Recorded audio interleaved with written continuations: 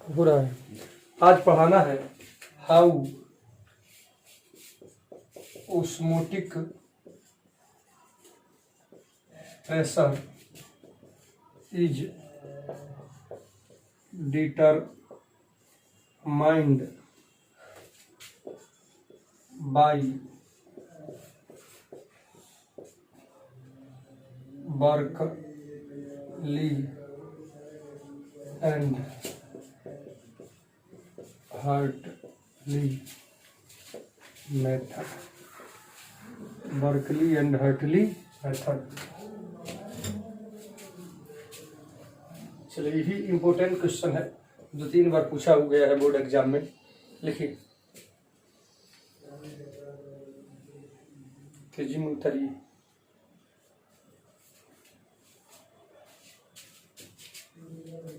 Question का हिंदी लिखिए। Berkeley एवं हर्टली विधि द्वारा, क्वेश्चन का हिंदी हुआ, बर्कली एवं हर्टली विधि द्वारा किसी घोल का परासरण दाब, बर्कली एवं हर्टली विधि द्वारा किसी घोल का परासरण दाब कैसे निकाला जाता है।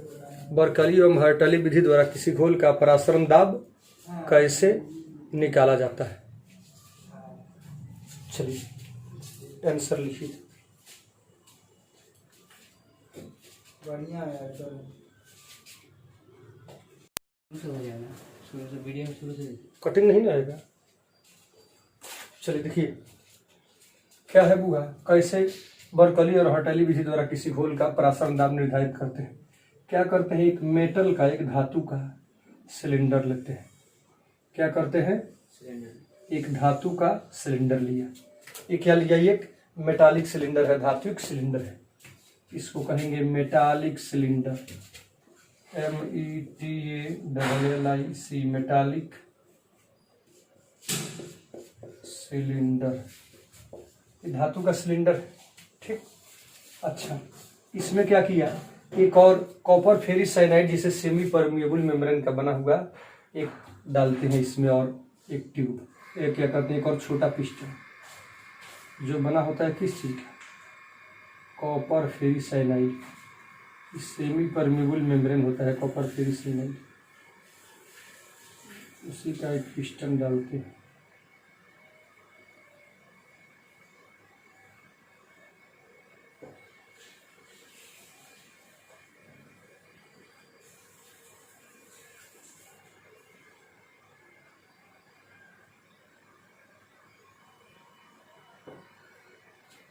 देखिए, इसमें क्या करते हैं, इसमें सॉल्यूशन रहता है। मेटल वाला जो, धातु वाला जो सिलेंडर होता है, इसको दिक्कत हो और बनाने में तो और बड़ा कर लीजिए, यहाँ पर कर लीजिए। ऐसा नहीं है कोई ट्यूब है, इसको ऐसे बढ़ा दीजिए।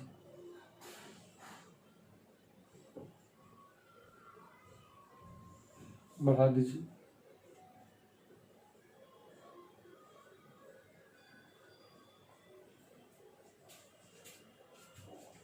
देखिए क्या होगा, ध्यान दीजिएगा।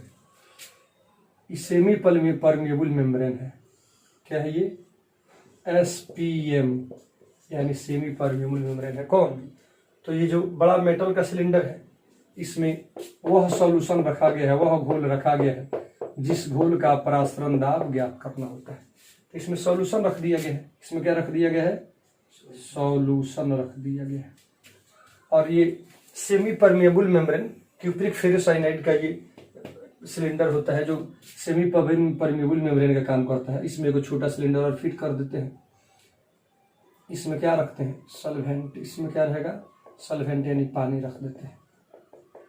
इसमें रख देते हैं सॉल्वेंट। ध्यान दीजिएगा, एक बड़ा मेटल का सिलेंडर है, इसमें सॉल्यूशन रख दिए, और उसी में एक छोटा सा सेमी परमेबल मेम्ब्रेन का जो कॉपर फेरिस साइनाइड होता है उसका एक सिलेंडर रख दी, इसमें सॉल्वेंट रख दी और बड़ा सिलेंडर में सॉल्यूशन रखा गया। बड़ा सिलेंडर में सॉल्यूशन रख दिया गया और सेमी परमेबल मेम्ब्रेन से बना हुआ एक छोटा सिलेंडर ये है जो छोटा फिगर में दिखाया गया है। इसको क्या कर दिया, इसमें सॉल्वेंट रख दी, सॉल्वेंट रख दी। अब देखिए सॉल्यूशन के ऊपर क्या होगा बुआ, सॉल्यूशन के ऊपर पिस्टन फिट रहेगा। पिस्टन समझते हैं ना, मशीन में रहता है जो हवा को चापता है, फिर पिस्टन फिट कर दिया गया सॉल्यूशन के ऊपर। ठीक, और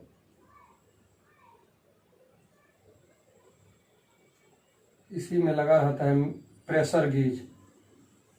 प्रेशर गेज क्या करेगा, प्रेशर गेज से प्रेशर मालूम कर लेते हैं। ये है प्रेशर गेज, आई क्या है, पिस्टन ये है।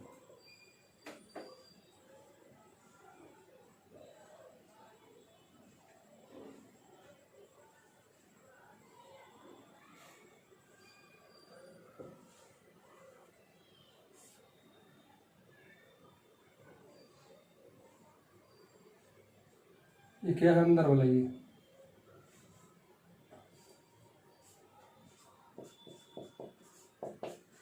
ये पिस्टन है। अब देखिए इसमें एक ट्यूब लगा देते हैं।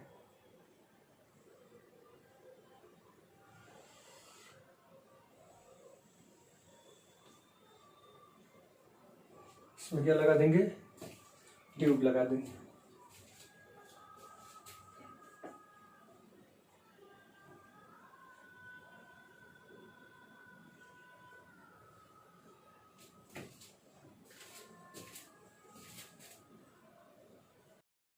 चलिए, ये है साइड ट्यूब।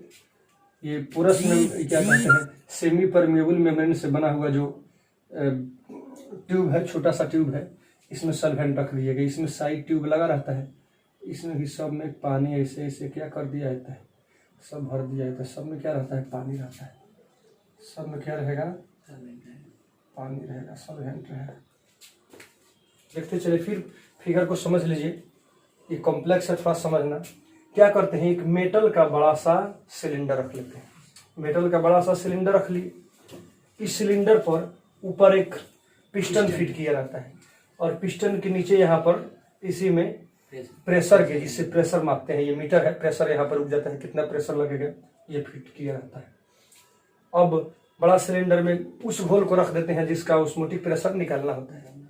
इसके अलावा इसके अंदर एक सेमी परमेबल मेम्ब्रेन से बना हुआ एक ट्यूब रख लेते हैं, छोटा सिलेंडर रख लेते हैं, और उसमें सॉल्वेंट को रख देते हैं। तो जब ऑस्मोसिस से स्टार्ट होता है तो क्या देखने को मिलता है, उस ऑस्मोसिस में होता क्या है, सॉल्वेंट फीका घोल को जाकर सॉल्वेंट गाढ़ा घोल को जाकर अपने बराबर क्या करता है, फीका करता है। यही ना ऑस्मोसिस में होता है। ऑस्मोसिस में क्या होता है, तो फीका घोल का सॉल्वेंट जाके गाढ़ा घोल को सेमी परमेबल मेम्ब्रेन द्वारा जाके उससे पार करके फीका करता है। तो इसमें सॉल्वेंट है, पानी है, इसमें सॉल्यूशन है, तो सॉल्वेंट जाके इसको फीका करेगा कि नहीं, सॉल्वेंट जाके इसको फीका करेगा। उस ऑस्मोसिस में यही होता है कि सेमी परमेबल मेम्ब्रेन से होकर सॉल्वेंट जाएगा और गाढ़ा घोल को फीका करेगा। तो सॉल्वेंट इसमें का निकल कर गाढ़ा घोल जो है ये बड़ा सिलेंडर में जाकर उसको फीका कर रहा है। तो सोचिए अंदर का सॉल्वेंट घटेगा कि बढ़ेगा, इसमें घटेगा। इसी में का ना पानी निकल के सॉल्वेंट निकल कर बड़ा सिलेंडर में जा रहा है, बड़ा सिलेंडर में जा रहा है, तो इसमें का पानी क्या होगा, घटेगा। तो देखिए इसमें का पानी का लेवल नीचे गिर रहा है, ये एरो द्वारा दिखा रहे हैं, नीचे लेवल गिर रहा है, पानी का लेवल नीचे क्या होगा, गिरेगा। और एक ही सिलेंडर में का ना साइड ट्यूब है, तो सेमी परमेबल मेम्ब्रेन है, उससे पानी निकलेगा, सॉल्वेंट में जाएगा, सॉल्यूशन में जाएगा, गाढ़ा घोल में पानी भरेगा। इसमें का पानी सेमी परमेबल मेम्ब्रेन द्वारा निकल कर, सेमी परमेबल मेम्ब्रेन है, छोटा छोटा पतला पतला इसमें छिद्र होता है, बारीक बारीक, तो सॉल्वेंट निकल के गाढ़ा घोल को फीका कर रहा है, तो इसका मात्रा घटेगा, सब पानी धीरे धीरे निकलेगा। तो ये बताइए, इसमें जब इसमें का सॉल्वेंट निकल कर इसमें सॉल्यूशन को जाकर फीका करेगा तो इसका आयतन बढ़ेगा कि घटेगा, बढ़ेगा। तो आयतन बढ़ेगा तो किधर जाना चाहेगा, ऊपर जाना चाहेगा, ऊपर जाना चाहेगा। यही ना होगा जी, यही ना समझ रहे हैं, क्या समझे। बड़ा सिलेंडर लेते हैं मेटल का, उसमें उस सॉल्यूशन को रख देते हैं जिसका ऑस्मोटिक प्रेशर मापना होता है, और ऊपर से इसमें इस पाइप नुमा दीवार द्वारा इसमें पिस्टन फिट कर देते हैं, और इसमें प्रेशर गिर लगा रहता है कि पिस्टन जब दबा जाएगा तो कितना प्रेशर उग रहा है ये मालूम हो जाएगा। अब इस बड़ा सिलेंडर में हम सेमी परमेबल मेम्ब्रेन से बड़ा हुआ छोटा सिलेंडर रख लेते हैं, उसमें सॉल्वेंट डाल देते हैं। इससे ट्यूब से साइड ट्यूब दो लगा रहता है जिसमें पानी भरा रहता है। अब ऑस्मोसिस से स्टार्ट होता है। तो ऑस्मोसिस में क्या होता है, सॉल्वेंट जो होता है सॉल्यूशन को जाके फीका करेगा। तो इसमें का सॉल्वेंट निकल कर इसको फीका कर रहा है, तो सॉल्वेंट कम हो जाएगा। तो सॉल्वेंट का लेवल देख रहे हैं इसमें गिर रहा है, सॉल्वेंट का लेवल इसमें का कम होगा। इसमें का सॉल्वेंट आ जा रहा है बड़ा मेटल का सिलेंडर में, तो ये पिस्टन को ऊपर उठाएगा। धीरे धीरे पिस्टन ऊपर उठता जाएगा, ये पिस्टन धीरे धीरे क्या होता जाएगा, ऊपर उठता जाएगा। ये हुआ ऑस्मोसिस हो रहा है। अब क्या करेंगे, मैकेनिकल प्रेशर ऊपर से लगाएंगे, हल्का हल्का प्रेशर डालेंगे इस पर से। अब ऐसा नहीं कि बहुत ज्यादा प्रेशर डाल देना है। जैसे मान लिया तराजू पर कोई सामान तोलते हैं, इतना सामान कोई तराजू पर रख दी, एक के बार 2 kg का बटखरा नहीं रख देंगे, अंदाज से रखते हैं कि सामान कितना होगा। तो थोड़ा सा बटखरा रखे, फिर भारी पड़ा, थोड़ा सा उससे बढ़ाए, फिर थोड़ा सा बढ़ाए, तो बराबर आ गया। तो कहें कि आपका सामान का तौल इतना है। उसी तरह धीरे धीरे प्रेशर इस पर देते चलते हैं, धीरे धीरे प्रेशर बढ़ाएंगे, प्रेशर बढ़ाएंगे, प्रेशर बढ़ाएंगे। कम से कम जिस प्रेशर पर ऑस्मोसिस रुक जाता है, ये कैसे मालूम चलेगा कि प्रेशर डालेंगे तो ऑस्मोसिस रुक गया, तो रुकना मालूम चल जाएगा। जब प्रेशर डालेंगे तो पिस्टन ऊपर खिसकेगा, जब प्रेशर हल्का हल्का बढ़ाएंगे तो पिस्टन ऊपर खिसकेगा नहीं खिसकेगा। तो फीका घोल का पानी जाके गाढ़ा घोल को, यानी इसमें का सॉल्वेंट निकल कर गाढ़ा घोल को जाके फीका करेगा नहीं करेगा। जब जगह नहीं, पानी घुसने के लिए जगह नहीं, तो इसमें का पानी सॉल्वेंट कैसे जाएगा, नहीं जाएगा। तो थोड़ा थोड़ा पिस्टन पर प्रेशर देते गए, कम से कम जिस प्रेशर पर अब इसमें का सॉल्वेंट इसमें नहीं जा रहा है, यानी ऑस्मोसिस रुक गया। ये कैसे मालूम चलेंगे कि ऑस्मोसिस रुक गया, तो यहाँ पर नोट कर लेंगे। जैसे बाढ़ का पानी नहीं आता है तो बच्चा नदी के किनारे एक चिन्हा लगा देता है लकड़ी कि पानी बढ़ रहा है कि घट रहा है। तो लकड़ी पार कर गया पानी तो कहा जाता है कि बाढ़ बढ़ रहा है, और लकड़ी से घट रहा है पानी तो कहा जाता है कि बाढ़ गिर रहा है। तो यहीं पर नोट कर लेंगे कि यहाँ पर पानी था, अब प्रेशर ऊपर से बढ़ा रहे हैं। देखेंगे जिस प्रेशर पर, कम से कम जिस प्रेशर पर पिस्टन पर प्रेशर लगा रहे हैं, कम से कम जिस प्रेशर पर ये पानी का लेवल अब नीचे नहीं गिर रहा है, नीचे पानी का लेवल नहीं गिर रहा है, मतलब इसमें का सॉल्वेंट इसमें नहीं जा रहा है, यानी ऑस्मोसिस रुक जा रहा है। उसी प्रेशर को प्रेशर गेज से नोट कर लेंगे और वही ऑस्मोटिक प्रेशर का मान हो जाता है। यही है बर्कली हर्टली विधि द्वारा किसी घोल का प्रसारण दाब निकालना। तो क्या समझे, एक बड़ा सिलेंडर लेंगे, बड़ा सिलेंडर में पिस्टन फिट किया रहता है, उसमें उस घोल को रख देंगे जिसका ऑस्मोटिक प्रेशर ज्ञात करना होता है। अब सेमी परमिएबल मेम्ब्रेन से बना हुआ एक छोटा सा सिलेंडर इसमें डाल देते हैं और उसमें सॉल्वेंट को रख देते हैं। इसमें 2 साइड ट्यूब लगा रहता है, इसमें भी पानी रहता है, सब भरा रहता है। अब ऑस्मोसिस स्टार्ट होगा तो छोटा सिलेंडर का सॉल्वेंट बड़ा घोल की ओर जाकर फीका करेगा, तो बड़ा घोल का आयतन बढ़ेगा, गाढ़ा घोल का आयतन बढ़ेगा तो ये पिस्टन ऊपर जाएगा और ऊपर से थोड़ा थोड़ा प्रेशर देते गए। तो जिस प्रेशर को पाकर कम से कम वाला, ये नहीं कि खूब ज्यादा दे दिए, तो कम से कम जिस प्रेशर पर अब पिस्टन ऊपर नहीं जाएगा, ऑस्मोसिस रुक जाएगा, यानी इसमें का पानी नीचे नहीं गिरेगा, तो समझेंगे कि ऑस्मोसिस रुक गया। पानी जितना पर है उतना ही पर हो गया। देखेंगे कि पानी जितना पर है उतना ही पर हो गया, अब नीचे नहीं गिरा, इसका मतलब इसमें का पानी इसमें नहीं जा रहा है, ऑस्मोसिस रुक गया है। उसी दाब को प्रेशर गेज से नोट कर लेते हैं, वही ऑस्मोटिक प्रेशर का मान होता है। समझे कि नहीं बढ़िया से, नहीं समझे? चलिए तो क्या कीजिए, लिखिए, इसका वर्णन कीजिए, फिगर बाद में बनाना है। चलिए लिखिए, बर्कली और हर्टली विधि में, बर्कली और हर्टली विधि द्वारा कर दीजिएगा, बर्कली एवं हर्टली विधि द्वारा परासरण दाब, बर्कली एवं हर्टली विधि द्वारा परासरण दाब निर्धारित करने के लिए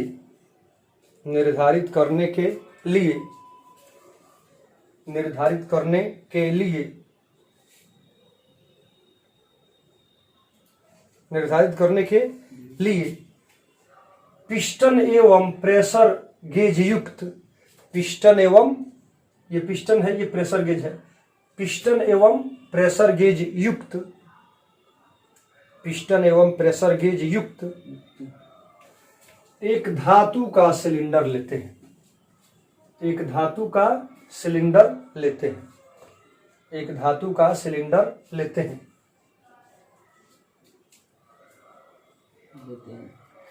और उसमें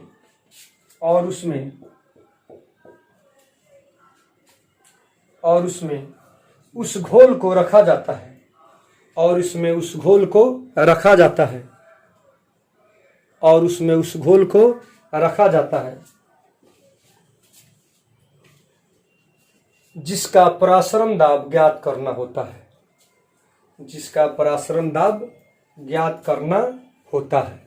उस घोल को रखा जाता है जिसका परासरण दाब ज्ञात करना होता है।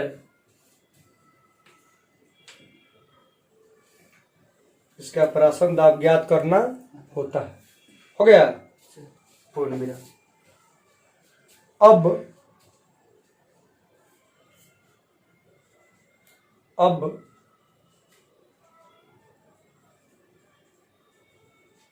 अब अर्धपारगम्य झिल्ली, अब अर्धपारगम्य झिल्ली युक्त, अब अर्धपारगम्य झिल्ली, अर्धपारगम्य झिल्ली का मतलब एसपीएम, सेमी परमेबल मेम्ब्रेन, जिससे सॉल्वेंट पार करता है केवल। अब अर्धपारगम्य झिल्ली युक्त एक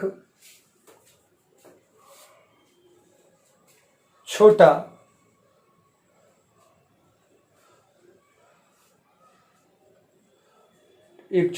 सिलेंडर, एक छोटा सिलेंडर चित्रानुसार इसमें व्यवस्थित करते हैं, चित्रानुसार इसमें व्यवस्थित करते हैं, चित्रानुसार इसमें व्यवस्थित करते हैं, चित्रानुसार इसमें व्यवस्थित करते हैं, चित्रानुसार इसमें व्यवस्थित करते हैं। हो गया पूर्ण विराम। अब परासरण की क्रिया शुरू हो जाती है, अब परासरण की क्रिया शुरू हो जाती है।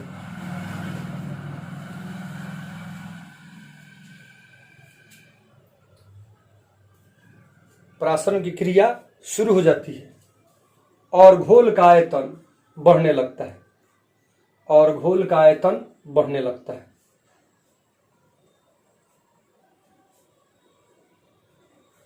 घोल का आयतन बढ़ने लगता है।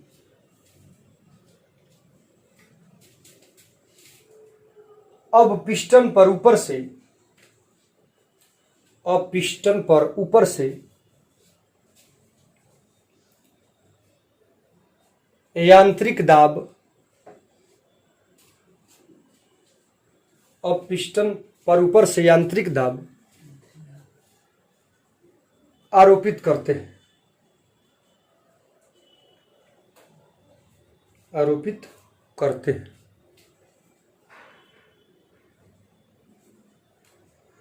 जिस न्यूनतम दाब पर, जिस न्यूनतम दाब पर,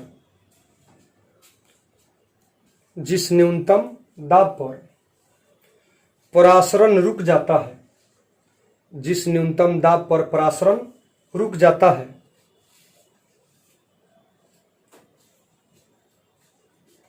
परासरण रुक जाता है, उसे प्रेशर गेज से मालूम कर लेते हैं, उसे प्रेशर गेज से मालूम कर लेते हैं, उसे प्रेशर गेज से मालूम कर लेते हैं, उसे प्रेशर गेज से मालूम कर लेते हैं। यही परासरण दाब का मान होता है, यही परासरण दाब का मान होता है, यही परासरण दाब का मान होता है, यही परासरण दाब का मान होता है।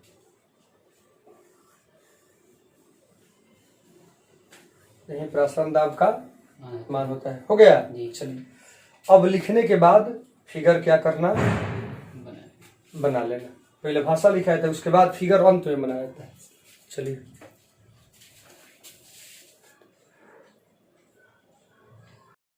अब क्या कीजिएगा बुआ, इस फिगर को क्या करना है, बना लेना है। अब चलिए ऑस्मोटिक प्रेशर पर आधारित न्यूमेरिकल बनाना है। तो हेडिंग बनाइए, प्रॉब्लम ऑन ऑस्मोटिक प्रेशर। कुछ न्यूमेरिकल बनवा दिए थे, एक दो आज ही बनवाए थे। Problem on osmotic pressure, problem on osmotic pressure. परासरण दाब पर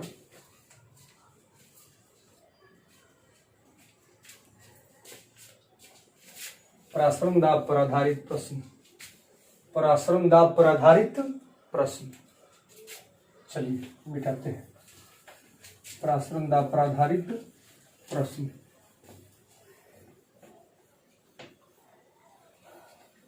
परासरण दाब पर आधारित प्रश्न हो गया बुआ? Yes sir. चलिए अब देखिए बुआ क्या क्या करते हैं। क्वेश्चन लिखिए पहले तो। कैलकुलेट दी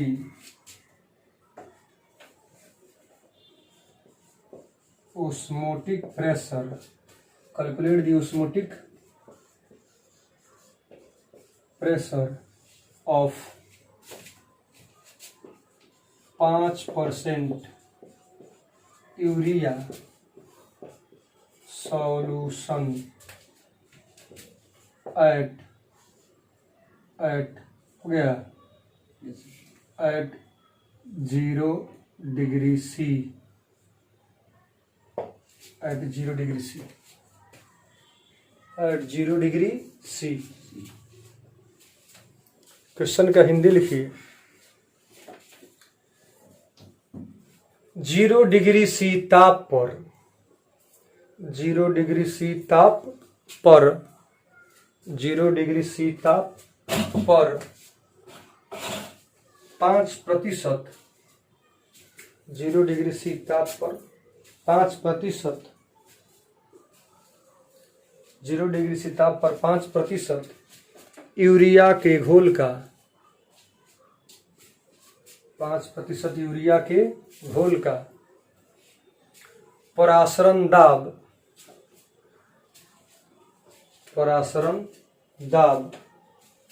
ज्ञात करें। परासरण दाब ज्ञात करें। 0 डिग्री C पर 5% यूरिया के घोल का परासरण दाब ज्ञात करें। हो गया? चलिए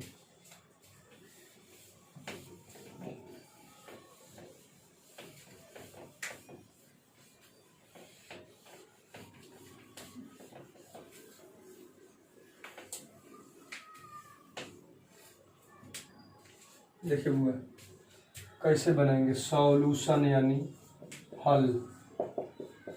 सबसे पहले इसका फार्मूला लिखेंगे। देखिए वी नो दैट, हम जानते हैं, पाई भी बराबर W/mst। पाई होता है ऑस्मोटिक प्रेशर, भी होता है सॉल्यूशन का आयतन, और W होता है सॉल्यूट का वेट, M होता है सॉल्यूट का मोलिकुलर मास, S होता है सॉल्यूशन कंटेंट, T होता है केल्विन यानी एब्सोल्यूट टेम्परेचर। अब इसमें हमको बहुत सारा चीज नहीं मिलाना होगा। कितना परसेंट यूरिया का सॉल्यूशन है? 5%। तो देखिए 5% यूरिया सॉल्यूशन मीन्स 5% यूरिया के घोल का मतलब क्या होगा? वेट ऑफ यूरिया बराबर 5 ग्राम। वेट ऑफ यूरिया बराबर कितना? 5 ग्राम। अब वॉल्यूम ऑफ सॉल्यूशन कितना? वॉल्यूम ऑफ सॉल्यूशन कितना? 100 ml। 100 ml में 5 ग्राम तो ना 5% होगा। 5% का मतलब क्या होगा? सॉल्यूशन अगर 100 ग्राम तो यूरिया कितना हो गया? 5 ग्राम। चाहिए तो इसको ऊपर इसको नीचे लिख सकते हैं। परसेंट का मतलब यही ना होगा 100 में 5। 5% का मतलब 100 में 5। तो सॉल्यूशन का वॉल्यूम 100 ml, यूरिया का वजन 5 ग्राम, तब ना 5% हुआ। 100 ml को लीटर में बदलोगे तो कितना हो जाएगा? 100/1000 लीटर यानी 0.1 लीटर। कितना लीटर? 0.1 लीटर। तो चलिए भी निकल गया, वॉल्यूम सॉल्यूशन का निकल गया, सॉल्यूट का W ये निकल गया। अब आइए मास, मोलिकुलर मास यूरिया NH2 को NH2 इसका फार्मूला होता है यूरिया का। तो जुड़िएगा ये फार्मूला मास नाइट्रोजन इस सब का, तो 60 आता है। S सॉल्यूशन कांस्टेंट होता है, इसका मान 0.0821 लीटर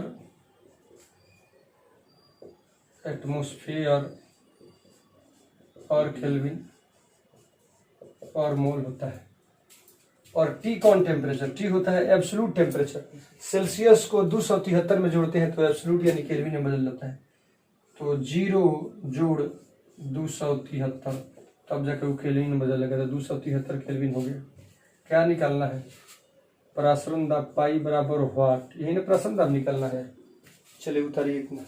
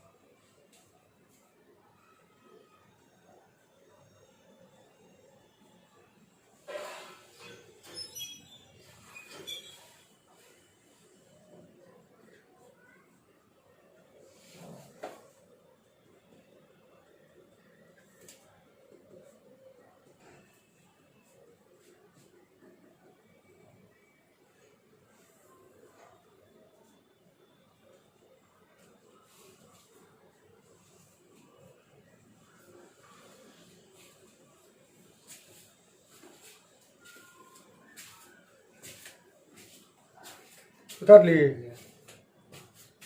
लिए तो चलिए आगे बढ़िए।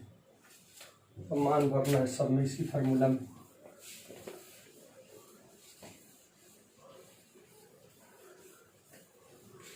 दो क्लास और पढ़ा देंगे तो ये चैप्टर क्या हो जाएगा? समाप्त हो जाएगा। सॉल्यूशन चैप्टर बड़ा है, 2 क्लास में समाप्त हो जाएगा। इसे कितना नंबर क्वेश्चन आता है? 7-8 नंबर का इससे क्वेश्चन पूछ देता है।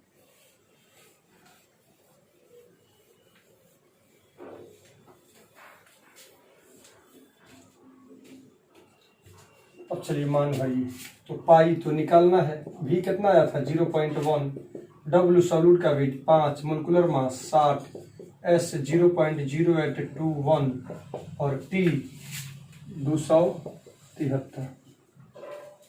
तो गुना करेंगे तो कितना आएगा? 6 आ जाएगा। आएगा कि नहीं? 6। तो पाई इक्वल टू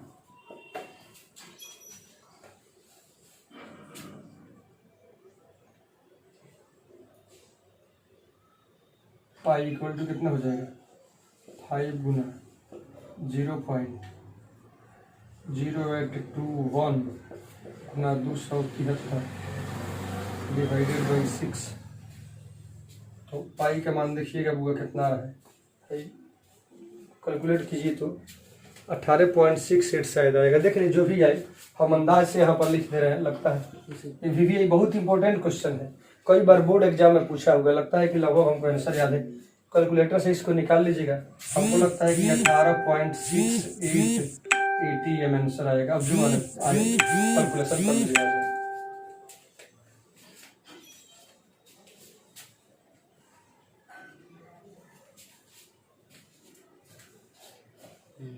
कितना है? 18.68 आ गया ना? ठीक है। कई बार पूछा हुआ सवाल है VVI है। 2 क्लास और पढ़ा देंगे। अब नॉर्मल कोलिगेटिव प्रॉपर्टी और van der Waals van Hoff factor 2 point तो समाप्त हो जाएगा।